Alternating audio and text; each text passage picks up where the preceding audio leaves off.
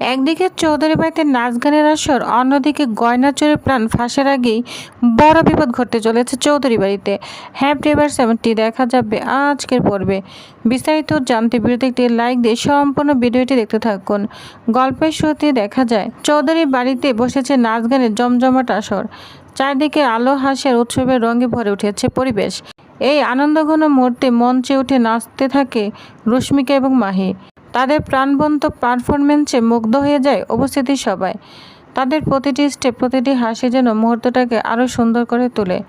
এই দৃশ্য দেখে কম্পাস মুগ্ধ হয়ে বিহানকে বলে, দেখুন না রশ্মিকার মাহি কত সুন্দর নাচ করছে। সত্যি চোখ জুড়ে যাচ্ছে। বিহানও হাসি মুখে সেই আনন্দ উপভোগ করতে থাকে, কিন্তু আনন্দের মাঝে লুকিয়ে থাকে শুকনো টানপোড়েন। মোনালিসা যখন বিহানের পাশে বসতে যায়, ঠিক তখনই মেঘমালা এসে তার হাত ধরে সরিয়ে নিয়ে যায়।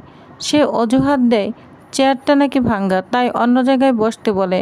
আসলে ছোট্ট ঘটনা স্পষ্ট হয়ে যায় মেঘলার মনে কিছু অন্যরকম চিন্তা চলছে। সে পৃথার পাশে মোনালিসাকে বসিয়ে নিজে রুদ্রর পাশে বসে পুরো অনুষ্ঠান ভিডিও করতে থাকে। একদিকে বিহান বারবার কম্পাসের হাত ধরতে থাকে, যা দেখে কম্পাস কিছুটা বিরক্ত হয়ে উঠে বলে, এভাবে সবার সামনে কেন এমন আচরণ করছেন। পরিস্থিতি সামলাতে সে একটা লাড্ডু বিহানের হাতে দেয় আর নিজেও খেতে থাকে।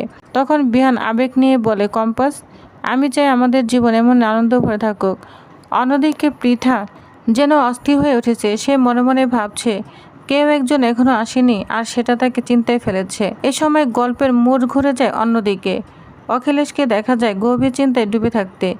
ঋতুজা তাকে বোঝানোর চেষ্টা করে, কিন্তু অখিলেশ জানায় বড় সমস্যার কথা। ব্যাংকের লোনে বিশাল অঙ্কের গরমিল। প্রতি মাসে সব লোন শোধ করা সত্ত্বেও এত বড় অঙ্ক কিভাবে বাদ পড়লো সে কিছুতেই বুঝতে পারছে না। তার সন্দেহকে ইচ্ছে করে এই টাকা সরিয়েছে। অখিলেশের মাথায় এসে এক বিপজ্জনক পরিকল্পনা, নতুন লোন নিয়ে পুরনো লোন শোধ করা, কিন্তু এতে পুরো পরিবার ঝুঁকির মুখে পড়তে পারে। তখন ঋতুজা প্রস্তাব দেয় পৈতৃক গয়না বন্ধক রেখে টাকা জোগাড় করা যেতে পারে। প্রথমে অখিলেশ রাজি না হলেও পরিবারের মহিলারা তাকে সাহস দেয়। এই পুরো কথোপকথন গোপনে শুনে ফেলে মোনালিসা। তার চোখে তখন প্রতিশোধের আগুন।